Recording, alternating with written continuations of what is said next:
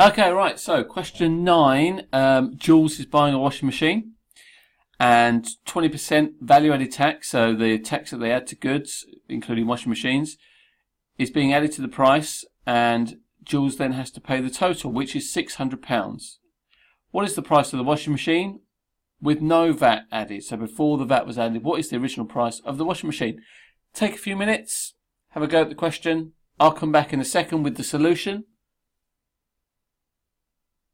Okay, right, let's have a look. So we have our washing machine with 20% added on is £600.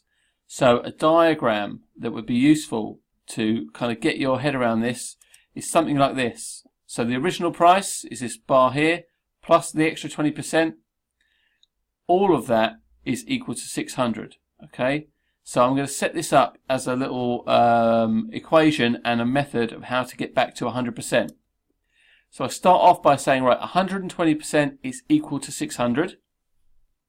Then I need to get to 100%, but I can't go directly to 100% because I can't think of anything to divide 120 by without a calculator to get straight to 100%. So I'm going to go from 120% down to 10% by dividing by 12.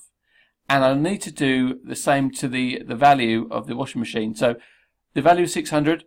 Divide it by 12 gives me 50, so 10% is now equal to 50. 12 50s make 600. And then from there it should be easy to get back to 100% just by timesing both sides by 10.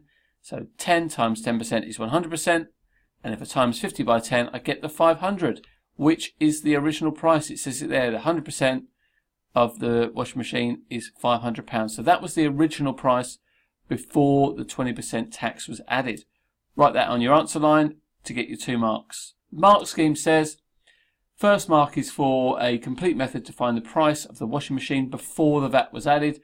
They're using an algebraic method here, which is quite handy, and that's a good method. Becomes a bit difficult if you have to divide 600 by 1.2. Some of you might be quite happy to do that, so that's a good method for you if you can. I quite like the little stepping stone method because it's quite handy on a non-calculator paper. And then your second mark just comes from getting the answer correct, 500. Students did, well, let's have a look, 35%, just under, got nothing on this question.